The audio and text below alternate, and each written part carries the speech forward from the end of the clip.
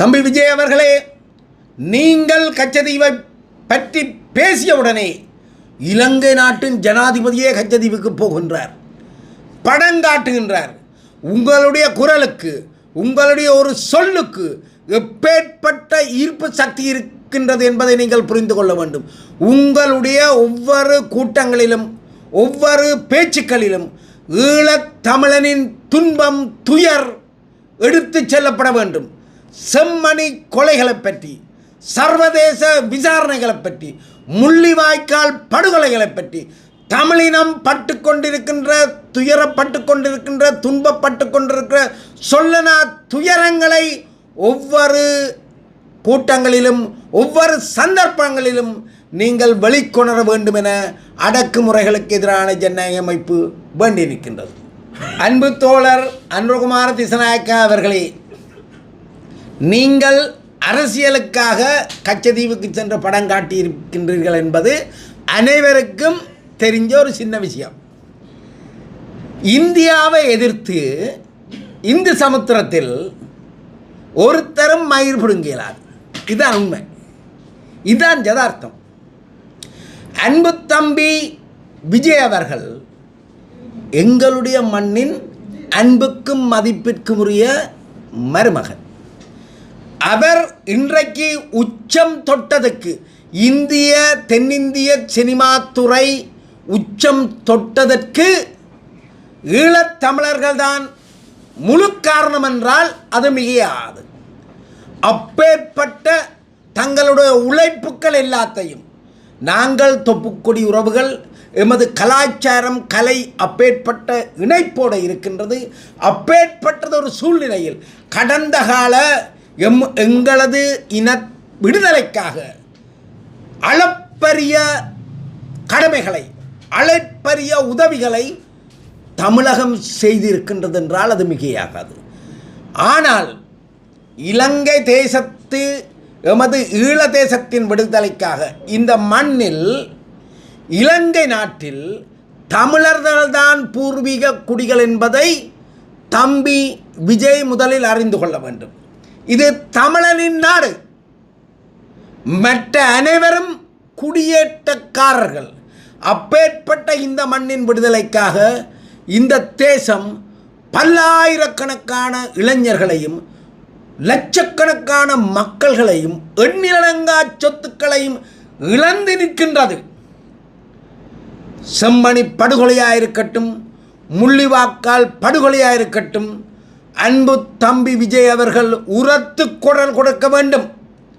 எமது இனத்தின் சர்வதேச விசாரணைக்கு தன்னாலான அனைத்து அழுத்தங்களையும் இந்திய தேசத்து அரசியலில் செய்ய வேண்டும். அன்பு தம்பி விஜய் அவர்களை இந்திய நாட்டின், தமிழகத்தின் முதல்வராக ஈழத்தமிழர்கள் பார்ப்பதில் ஆசைப்படுவார்கள், விருப்பப்படுவார்கள். ஏன்? எங்களது மண்ணின் மருமகன் நீ. அப்பேற்பட்ட பல குடும்பங்களை, அந்த வீட்டில் ஒரு பிள்ளை மரி பண்ணி இருந்தால், ஒரு ஆம்பளை மரி பண்ணி வந்தால் அந்த வீடு சிறப்பு பெறுவது, அந்த வீடு வளம் பெறுவது, அந்த வீடு மேன்மை பெறுவதெல்லாம் அந்த வீட்டு மருமகளில் தான் தங்கியிருக்கு. அப்பேற்பட்ட உன்னத இடத்தில் இருக்கின்றீர்கள் நீங்கள். எங்களது மக்களின் உயர்ந்த விருப்பத்துக்குரிய ஒரு மனிதராக தம்பி விஜய் அவர்கள் அடையாளம் காணப்படுகின்றார். ஆகவே கச்சதீவு அது இலங்கை தேசத்துக்குரியது. கச்சதீவுக்கும் மீனவர் பிரச்சனைக்கும் சிதம்பரம் கார்த்திக் சொன்ன விடயத்தை கொஞ்சம் திருப்பி அனலைஸ் பண்ணி பாருங்கள். ஆகவே கச்சதீவு மீனவர் பிரச்சனைக்கு காரணம் என்பது அது ஒரு தவறு, அது ஒரு முட்டாள்தனம். இங்கே பல மீனவர்கள் பிடிபடுகின்றார்கள் என்றால் அவர்களுடைய அடுத்த தொழில் கள்ளக்கடத்தலாகவும் இருக்கின்றது. இதை இன்று வரைக்கும் இலங்கை அரசாங்கம் அதை சரியாக பிடிக்கவில்லை, அல்ல சரியாக அதை அடையாளம் காணவில்லை. இது இப்பேற்பட்ட நிகழ்வுகள் எல்லாம் இங்கே நிரம்பவே இருக்கின்றது. நீங்கள், எங்களுடைய மீனவர்கள் கடந்த 4 தசாப்தங்களுக்கு மேலாக பசியோட, பட்டினியோடு வாழ்ந்திருக்கின்றார்கள். அவர்களுடைய கடல் வளத்தை நீங்கள் உண்மையான தொப்புள் கொடி உறவுகள், உண்மையான சகோதரர்கள், உண்மையான தமிழர்களாயிருந்தால் எங்களை வாழவிட வேண்டும்.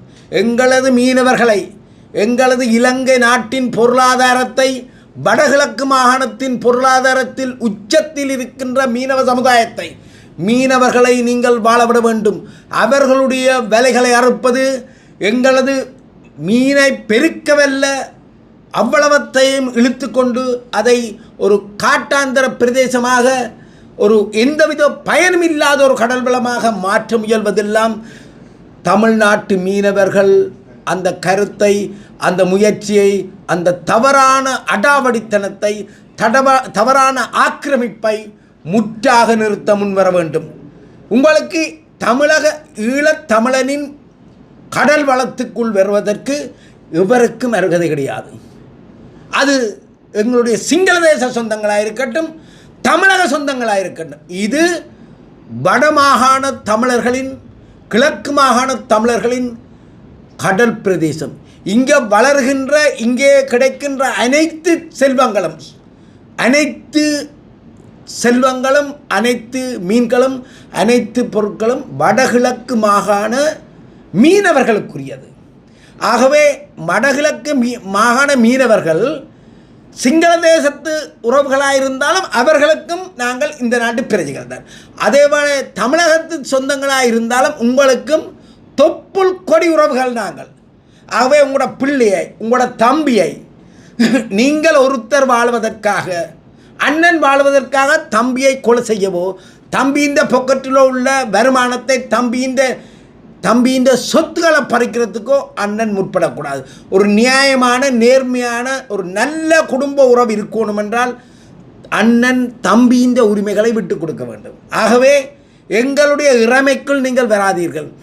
முதலமைச்சர் ஸ்டாலின் சொல்லலாம், எல்லாரும் சொல்லலாம், உங்களுடைய கப்பலை, எங்களுடைய தமிழகத்தின் மீனவர்களின் கப்பலை இங்கே பிடித்து வைக்கிறது எங்களுக்கு விருப்பம் கிடையாது. அதை நாளைக்கே ரிலீஸ் பண்ணாலும் எங்களோட மக்களுக்கு விருப்பம். உங்களோட கப்பலை பிடிச்சி எல்லாம் நியமாக போகுது, அதுதான் இல்லை. ஆனால் எங்களோட மீனவற்றை வெளியே வந்தால் இருக்காதீங்க. எங்களோட மீனவர் குறித்தான இறமைகளை, எங்களோட எல்லைகளுக்குள்ளே நீங்கள் வராதிங்க. உங்களுக்கு முழு கப்பல்களை உடனடியாக கொடுத்தாலும் எங்களுக்கு 100% சந்தோஷம். ஆனால் எங்களுடைய இறைமைகளை, எங்களுடைய கச்சதீவை, எங்களுடைய பிரதேசத்தை, இந்த பிரதேசத்தில் வாழ்வதற்காக பல்லாயிரக்கணக்கான விடுதலை புலிகள், போராளிகள், லட்சோப லட்சம் மக்கள், கோடானு கோடி சொத்துக்களை இழந்து நாங்கள் தமிழக மக்கள், ஈழத்தமிழ் மக்கள் வாழ்ந்து கொண்டிருக்கின்றோம் என்பதை தமிழக மக்களும் புரிந்து கொள்ள வேண்டும் என வினயமாக அடக்குமுறைகளுக்கு எதிரான ஜனநாயக அமைப்பு கேட்டுக்கொள்கிறது.